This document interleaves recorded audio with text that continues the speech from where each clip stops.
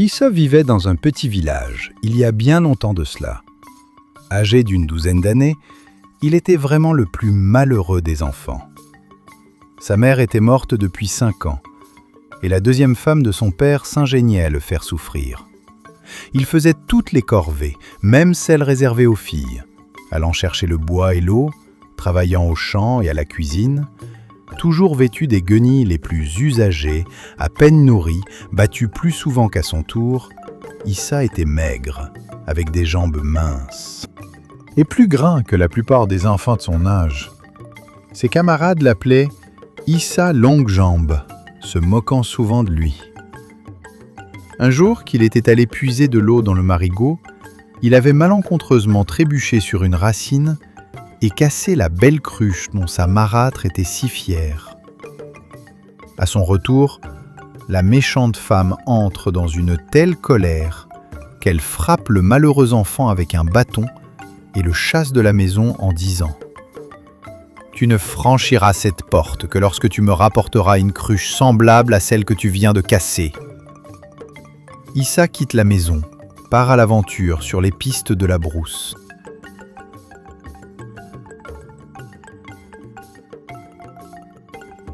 C'est là que commence vraiment la longue et merveilleuse aventure d'Issa Longue Jambe, le plus malheureux des enfants de son village. La première journée, Issa semble faire marcher comme à plaisir ses longues jambes, sans réfléchir, heureux de cette liberté retrouvée, sans corvée, sans moquerie, sans toutes les méchancetés coutumières. Il lui semble soudain que, loin de sa marâtre, la nature entière est amicale. Tout le ravit. Les oiseaux qui s'envolent à son approche, le chant des insectes, l'ombrage des grands arbres, la fraîcheur du marigot où il se baigne, les fruits sauvages qu'il mange et la gomme douceâtre qu'il arrache aux branches basses des arbustes. Habitué à manger peu et à travailler durement, cette journée de marche sous le soleil lui apparaît comme un jour de fête, loin des misères de la vie quotidienne. Aussi, lorsque le soir il découvre devant lui un vaste fleuve qui lui barre la route, c'est le cœur léger qu'il se couche sous un arbre et s'endort d'un sommeil peuplé de rêves merveilleux. La fraîcheur de l'aube le tire de ces images irréelles où il flotte. Mais le spectacle offert à sa vue n'en est pas moins extraordinaire. L'immense fleuve déroule son ruban argenté, ombragé par des arbres centenaires. S'il ne le franchit pas, sa route s'arrête là. Il songe alors à ce que sera sa vie s'il revient au village. Il faut avancer. Mais aussi longues que soient ses jambes, elles ne touchent pas le fond du fleuve. Issa erre sur la rive lorsqu'il voit, tout près du rivage, une sorte d'île flottante où marchent quelques oiseaux. En regardant mieux, il comprend que c'est Lebert, le père hippopotame qui, le dos hors de l'eau, les narines humant l'air frais, est en train de se faire épouiller. Les petits échassiers vont et viennent sur le cuir insensible de Lebert, piquant une tique dans son oreille, une autre sur sa lourde paupière. Issa l'interpelle poliment. « Père hippopotame, grand maître du fleuve, veux-tu que je me charge de ta toilette? Mieux que ces oiseaux insouciants, je frotterai ton dos et ton crâne, sans y laisser la moindre tique, la moindre parcelle de vase. J'ai souvent pensé à ce grand nettoyage, répond Lebert, car ces maudits oiseaux ne prennent que ce qui leur plaît et travaillent pour eux plus que pour moi. Là-dessus, Lebert se laisse couler, au grand émoi des échassiers qui s'envolent en criant. L'énorme pachyderme refait surface tout près du bord. Issa Longue Jambe, d'un bond souple, saute sur le dos de Lebert et courageusement commence la grande toilette. Avec un bouchon d'herbe sèche et un caillou plat, il racle, frotte, rince, avec l'ardeur d'un garçon habitué aux plus rudes tâches. Le dos de l'hippopotame est rugueux, et sur sa vieille peau, les algues et la mousse ont poussé comme sur un tronc d'arbre ou une barque échouée. Issa a les doigts en sang lorsqu'il a terminé son travail. Mais l'Hébert est satisfait. « Que puis-je faire pour toi, enfant des hommes ?» demande-t-il. « Je voudrais traverser ce fleuve et marcher au-delà. C'est une chose difficile que tu me demandes. Je puis sans doute te faire traverser, mais je dois t'avertir que sur l'autre rive commence un pays inconnu. J'ignore si un enfant comme toi peut en affronter les dangers. J'accepte les risques si tu me déposes dans ce pays. Je dois te dire aussi que si je puis te permettre de traverser, il me sera impossible d'assurer ton retour. L'autre rive appartient aux Caïmans, et jamais homme ni animal n'a pu revenir de ce côté de l'eau sans être dévoré. « Tant pis si je ne reviens pas, » répond Issa, « mais mon désir est si fort de voyager au loin que j'accepte tous les risques. » Devant cette obstination, l'Hébert charge son bienfaiteur sur son dos, gagne la rive opposée, grimpe sur la berge entre les caïmans immobiles et, avec une légèreté dont on ne l'aurait pas cru capable, trotte vers les champs où il dépose Issa Longue-Jambe. Après les remerciements réciproques, l'Hébert regagne les profondeurs du fleuve. Au passage, les caïmans l'interpellent. « Tu as conduit un voyageur au pays des anciens. Tu te souviens de nos conventions ? » « Parfaitement, » répond le pachyderme. « S'il veut revenir, c'est à vous qu'il doit s'adresser. » Et l'Hébert sait bien ce que cela veut dire. Jamais Caïman n'a permis à un homme de traverser le grand fleuve. Pendant ce temps, les longues jambes d'Issa arpentent la savane. Pourquoi, se dit-il, l'Hébert a-t-il parlé de pays des anciens ? Issa est inquiet à mesure que le jour s'écoule. Il n'entend plus un bruit, pas un seul chant d'insectes ou d'oiseaux, pas la moindre brise dans les herbes et les feuilles. Issa commence à regretter le crépuscule de son village, les cris des enfants, le bruit familier des pilons, le doux roucoulement des tourterelles. Même les cris de sa marâtre lui paraissent moins horribles dans ce silence impressionnant où il lui semble entendre battre son propre cœur. Dans la nuit sans étoiles et sans lune, Issa cherche longtemps le sommeil. Le court instant où il s'endort est peuplé de cauchemars. L'aube arrive et l'enfant reprend sa marche incertaine à travers le pays silencieux et vide.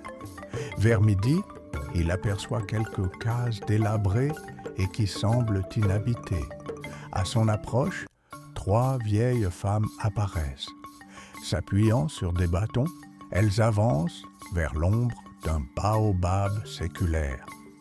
Assises en ligne, elles écoutent l'enfant leur raconter ses malheurs, son difficile voyage et le désir qu'il a de trouver une cruche semblable à celle qu'il a brisée pour pouvoir retourner dans son village dont il regrette déjà l'aspect familier. C'est la première fois qu'un enfant s'aventure au pays des anciens. Nous allons t'aider, Issa Longue-Jambe. Mais la route est difficile à ceux qui veulent regagner le pays des hommes. Après avoir fait manger et boire leurs visiteurs, les 3 vieilles femmes lui donnent 3 calebasses encastrées l'une dans l'autre. Prends ces 3 calebasses.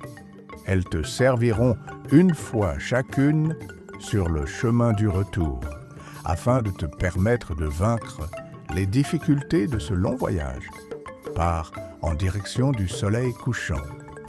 À la fin du 7e jour, tu briseras la plus petite des calebasses, puis tu suivras ton destin. Issa Longue-Jambe, encouragé par cette aide imprévue, reprend sa route vers l'ouest, non sans avoir reçu quelques provisions et une gourde d'eau. Au soir du 7e jour, il a épuisé ses provisions et, mourant de faim et de soif, il attend le crépuscule pour briser sa petite calebasse, selon le conseil des vieilles femmes. À peine a-t-il le temps de voir les morceaux épars du récipient que le garçon est emporté comme une plume à travers l'espace, et il voit défiler les jours et les nuits à une vitesse telle que, après un temps très court, il lui semble avoir vieilli de plusieurs années. Lorsqu'il revient à lui, il est dans un lieu inconnu. Près d'une case modeste, il aperçoit, n'en croyant pas ses yeux, sa vraie mère préparant le repas. Elle ne s'étonne pas de le voir et le reçoit comme autrefois quand il rentrait des champs. Issa est tellement ému qu'il n'ose parler à sa mère. Celle-ci lui sert à manger, lui montre le lit où il doit dormir. Elle écoute alors sa longue histoire, mais comme une étrangère, sans s'émouvoir ni s'étonner. Issa, mort de fatigue, s'endort jusqu'au matin. Au premier soleil, sa mère l'éveille, garnit son sac et lui dit « Issa, il te faut me quitter. Je suis heureuse de ta visite, mais tu ne peux dormir ici plus d'une nuit. Voici tes 2 calebasses et une cruche toute semblable à celle que tu as cassée.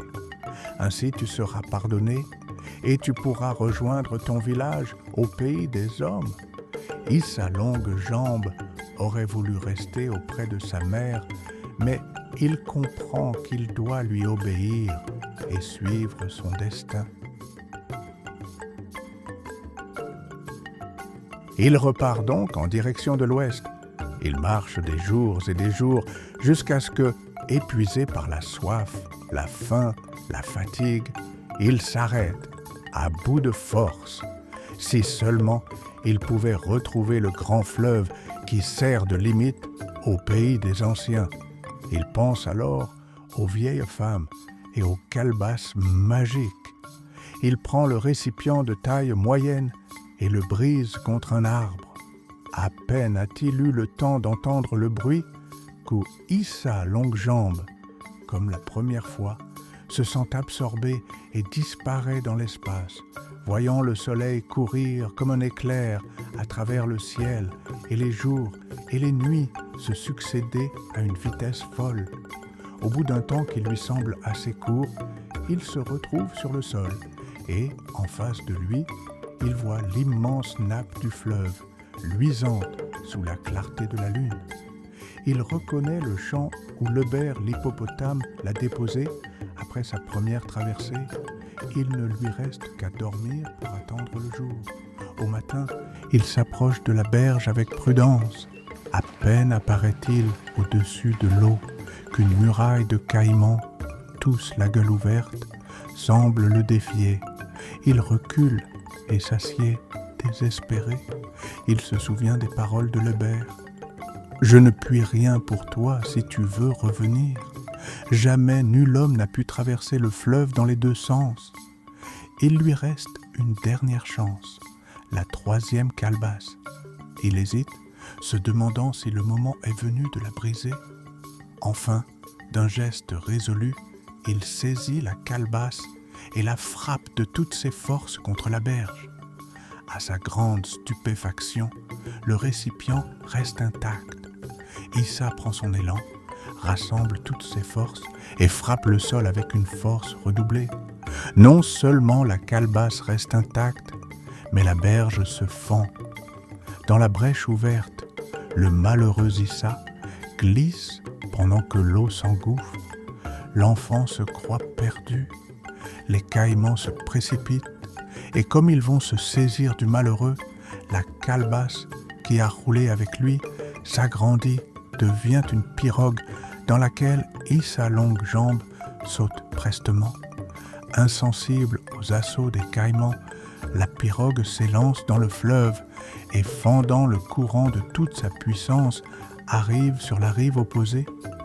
Dès qu'elle touche le sol, la pirogue, redevenue calebasse, éclate en 1000 morceaux et Issa Longue Jambe se retrouve dans l'espace, lancé dans une nouvelle et folle course, voyant défiler encore une fois les jours et les nuits. Il se réveille sous un arbre familier. Avant d'avoir ouvert les yeux, Il reconnaît le chant des oiseaux et des coqs, le bruit du vent dans le champ de mil, le choc lointain d'un pilon et même le chant des pileuses dont il reconnaît les paroles. Mais lorsqu'il veut se lever, il s'aperçoit que ses jambes n'ont pas leur force habituelle ni leur élasticité. Il s'observe et se rend compte qu'il est devenu presque un vieillard. Il comprend mieux maintenant son aventure. À chacun de ses voyages dans l'espace, il a franchi également sans s'en apercevoir une étape de sa vie. La première calebasse cassée l'a conduit de l'enfance à la jeunesse. La deuxième de la jeunesse à l'âge mûr. La troisième de l'âge mûr au seuil de la vieillesse. Il se souvient du défilé terrifiant des jours et des nuits. Issa est mélancolique. Ainsi, il retrouve son village. Il rapporte la cruche demandée, mais en un temps qui lui a paru 1 mois à peine, il a passé directement de l'enfance à la vieillesse, sans avoir vécu, sans argent, sans logis. Instinctivement, il reprend le sentier d'autrefois et arrive dans le village. Il cherche en vain un visage connu. Il demande des nouvelles des siens, de ses amis. On interroge les vieillards qui eux-mêmes ne se souviennent plus. On prête une case pour la nuit au vieil Issa, plus vieux encore qu'il ne l'imaginait, puisque personne ne le connaît. Accroupi sur sa natte, le malheureux songe à son aventure. Il prend entre ses mains la cruche désormais inutile, cette cruche que sa vraie mère lui a remise au pays des anciens. Soudain, la cruche glisse de ses mains tremblantes, roule sur le sol et se brise contre le seuil de la porte. Aussitôt, Issa Longue-Jambe sent ses forces lui revenir et la case s'emplit de pièces d'or. Il s'empresse de remplir quelques sacs et d'enterrer son trésor. Le lendemain, Issa Longue-Jambe apparaît avec de très beaux vêtements. On crie au miracle. Généreusement, il distribue quelques pièces d'or. Bientôt, sa maison s'élève aux abords du village. Issa Longue-Jambe, enfant malheureux qui n'avait connu ni la jeunesse ni l'âge d'homme, eut en compensation une vieillesse longue et heureuse, grâce à la cruche toute semblable à celle qu'il avait brisée dans son enfance. Mais attention, n'essayez pas pour autant de casser votre cruche en allant puiser l'eau. Cette histoire se passait en des temps très anciens, les temps des contes et des légendes, les temps qui ne reviendront plus.